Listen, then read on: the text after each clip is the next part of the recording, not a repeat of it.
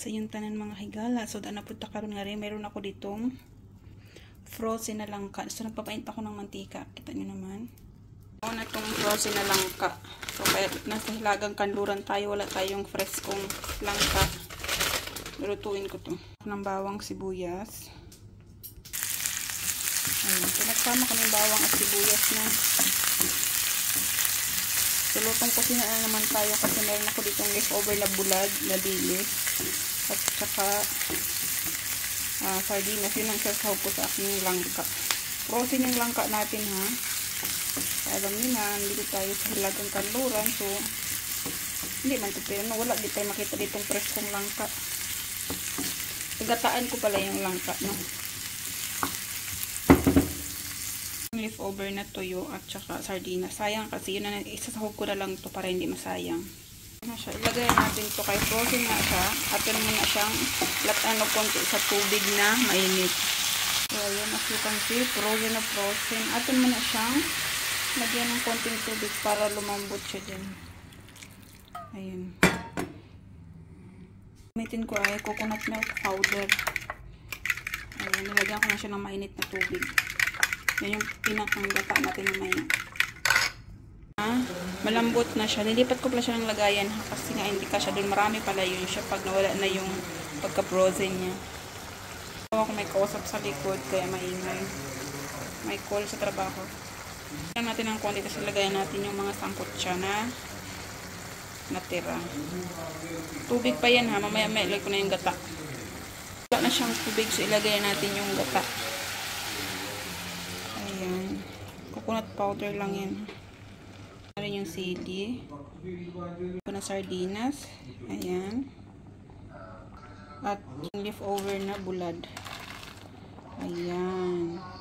Sayang kasi. So, pwede naman kasi yan. Lutong kusinang mayroon lang ako ha. Isa rin ingredients ko lamang. Like I told you, ayaw mo pagbuot sa akong sakong giluto. Charis lang po. Haluin lang din natin siya. I-mix well lang po na to ha.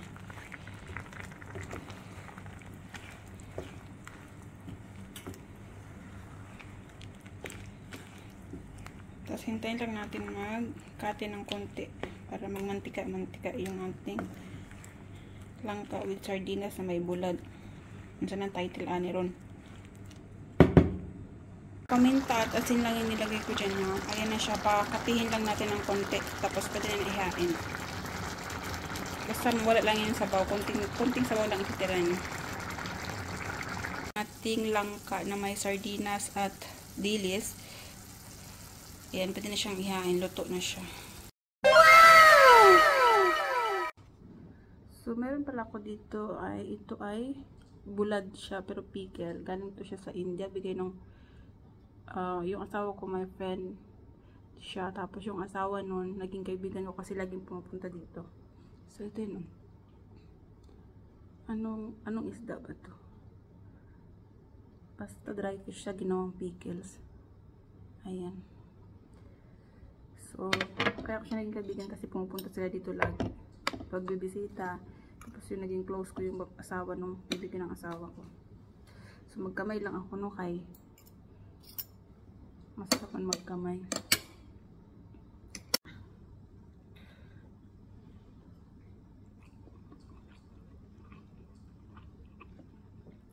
Masarap siya kahit frozen na siya ng diluto, no?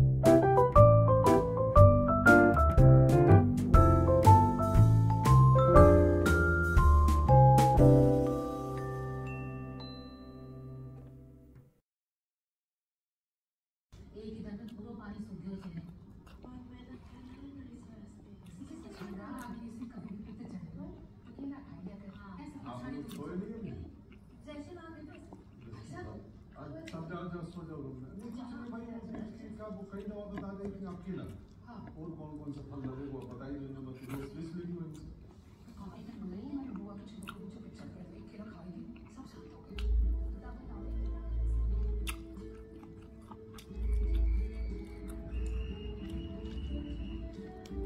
ये तो मैं तुम्हारे पापा को फोन करूंगा मैं किसी को कुछ नहीं बताऊंगा महाकाल की बात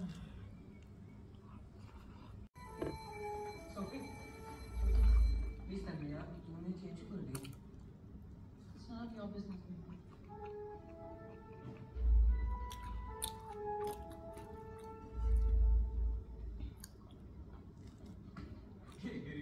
अच्छा आगे का आप पकड़ो एल्बो छोटा है इसका छोटा चीज ये रॉबिन चुप चुप कर हां इधर ना ऐसे मैंने कहा था एकदम छोटा